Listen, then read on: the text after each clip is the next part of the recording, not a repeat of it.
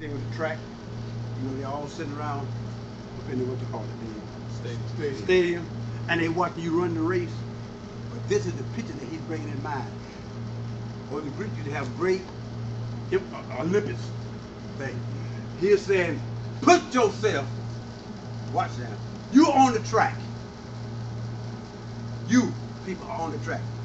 And what you got is a mass of people up there in the stadium watching you run this race. Can y'all see the picture? Look at the picture now. Watching you, Dante, run the race.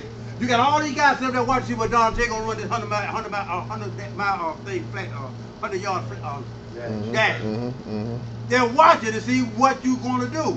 He's saying, get this in your mind, okay?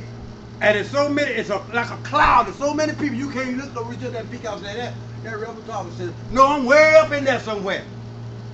It's a cloud of people. Are you following? A whole stadium of people all around. It ain't no great event. The boxing is the sport. He says, a witness. These guys are witnesses. Now, look what he says. These guys here that he's talking about, if you had read the book, 11th chapter, you would know he's talking about Abraham and who else?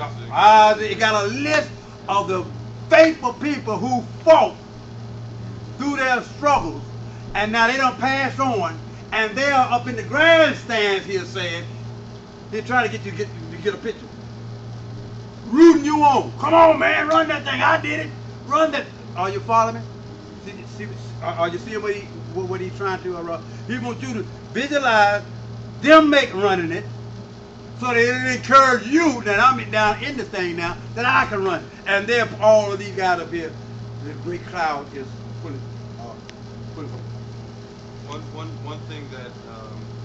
One thing that we have to be careful of with this particular passage is the Catholics are very into the Mother Mary and all this other stuff, and it can be very easily taken that when people die, they put them in heaven automatically, and they say that they're looking down because of a verse like this, and it can be perceived that a verse like this, that Mother Mary is looking down praying for us, so to speak, that kind of thing. And you have to be careful with that, because ultimately what this is really, in addition to what he's saying, what this is really trying to get us to understand is we're not the only ones that are going through something. There's others before us who have also gone through something that has already walked the walk.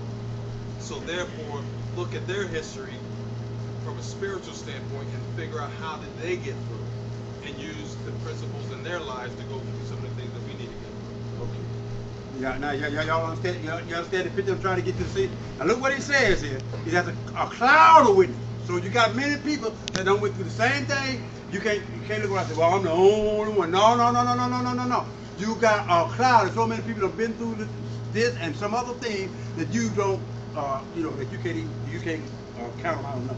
Now look here. Then he got a comment that he wants you to stop for a minute and counter focus. He said, since you see that, then let us lay aside every weight. Now, you're still looking at an athlete that's running. He would know this here behind some training that he done. Sometime in gym, if you do some boxing or running track or something, you may track around with some weights on your feet.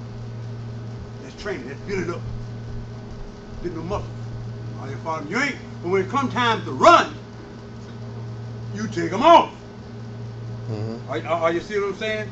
So sometimes the weight that you're going through, the burden, the thing that you focus on, may be pressing you in a little bit, or it's waiting.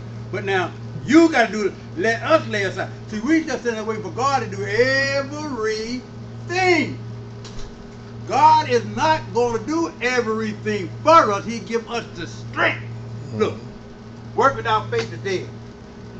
See that book over there? Come here, book. Y'all see this? Look at it. Come here, book. What's wrong with that book? Come here, book. Mine said, pick it up. God give me the sense the muscle, I ain't got much, but that's what I do got, to pick up the book. The book ain't going nowhere unless I apply myself to it. So God has said, I'm going to give you the strength to get through it, but you got to lay it aside. See, the reason why he tell us to lay it aside is because a lot of us, and I know, man, and it bothers me to my heart, man, because I got it in my family. See, they want to cry. They enjoy, somebody have mercy.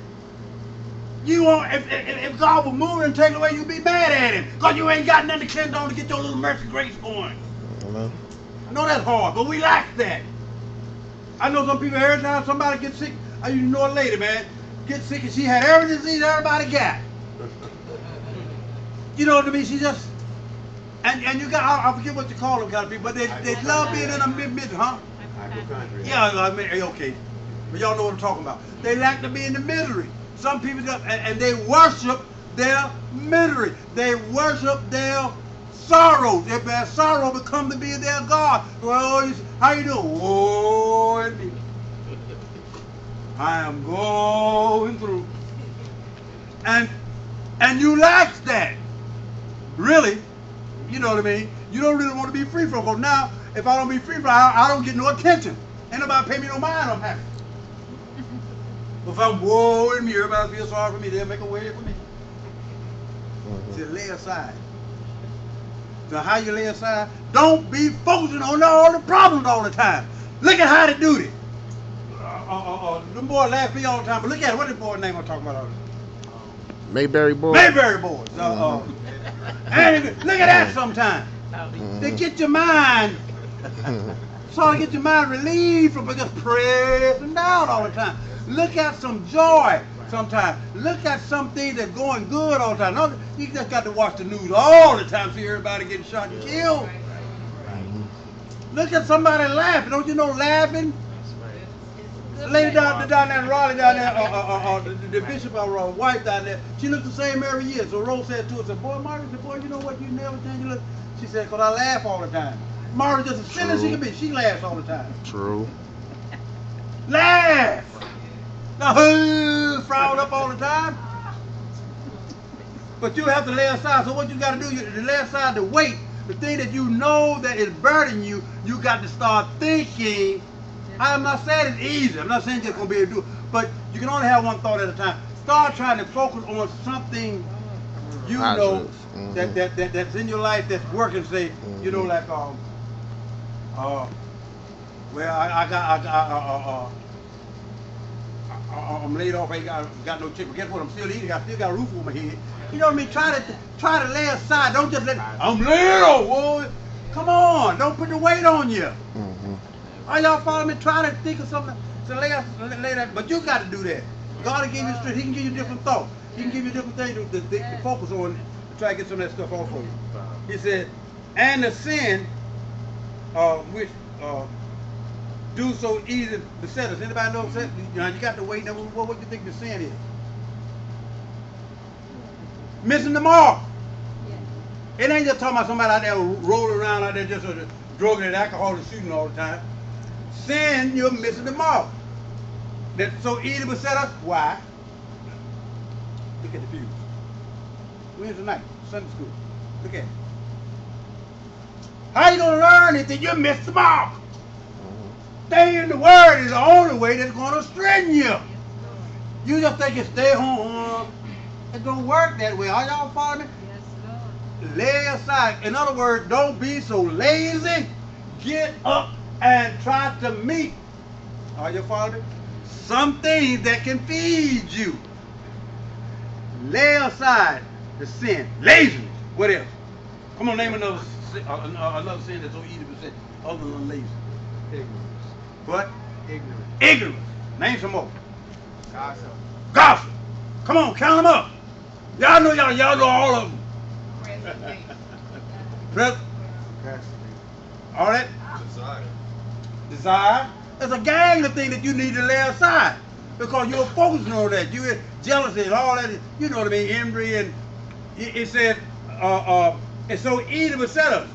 Now what it said, why I said so easy to beset us, you know what that word beset us means? Trap us. It's so easy to trap.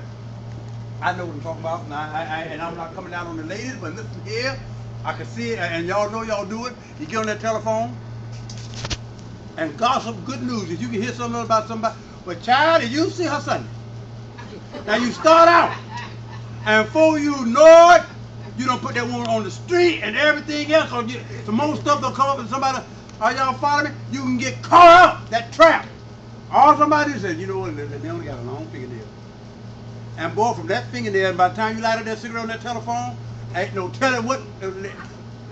And you either get, because the gossip gets good to it. And yes, because you want to know more about their owner than the other person who started. Come on now, I know. Come on, y'all know. And you get in that.